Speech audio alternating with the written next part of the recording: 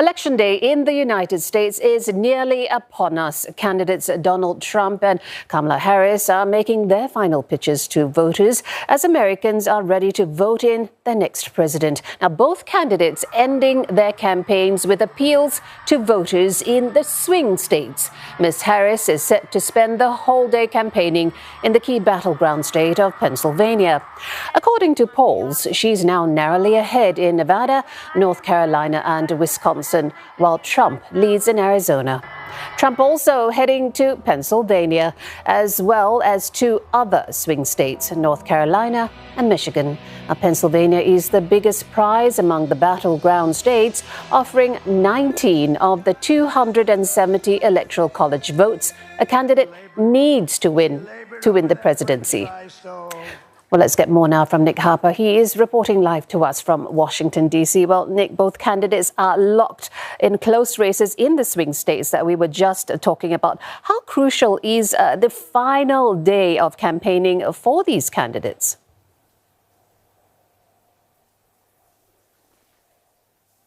Well, Jill, really, it's hugely important. I mean, this is the last opportunity for the candidates to get out in front of voters, potentially voters who've not yet made up their minds. Obviously, they've spent months crisscrossing the United States. They've spent millions on ad campaigns.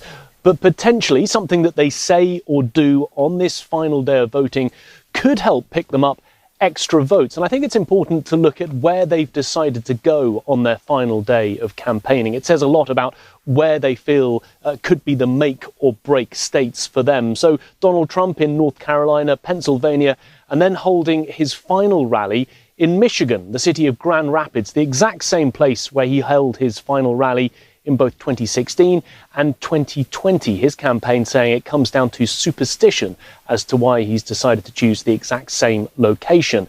Kamala Harris, by contrast, is spending the entire day in Pennsylvania, having 4 different events in 4 different cities spread right across that crucial swing state, essentially saying to the whole of the country she feels it will come down to Pennsylvania, knowing that if she wants the White House, that is the state that she will have to win. And of course, remember that these polls suggest it is incredibly tight and there will be razor-thin margins when it comes to counting those votes. If we think back to 2020, in some of those 7 swing states, there was only about 10,000, 20,000 votes separating the two candidates. So both of them know, even at this late stage, picking up any additional votes from those undecided voters is absolutely crucial. So, as you said, both candidates wanting to leave campaigning on a high note. Have they succeeded, Nick? What's the mood like on the ground as we count down to polling day?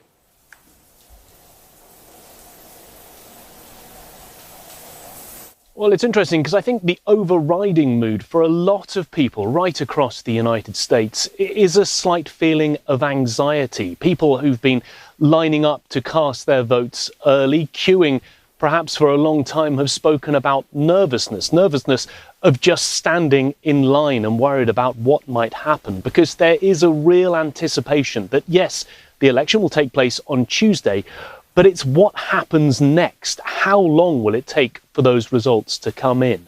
Will there be protests? Will there be violence? The type of things that the US really didn't have to contend with until they did 4 years ago. There is a considerable concern that we could potentially see a great deal of conspiracy theories bubbling to the surface. We could, of course, see the former president, Donald Trump, doing what he did in 2020 and questioning any results that come out, filing lawsuits. And there is that real worry that we could see protests and violence. Some polling centres, as well as vote counting centres, have significantly increased their security for this election. Some of them installing snipers on the roofs around the building, some of them installing bulletproof glass at those counting centres, and including a couple of states, Nevada and Washington State, even putting the National Guard on standby in case there is a possibility of violence. So there is a fear, an anxiety, a low-level trepidation, I think, as we head into this election week. Yeah, I understand. Nick, thanks. We'll be checking in a lot more in the coming days. Nick Harper reporting live there from Washington, D.C.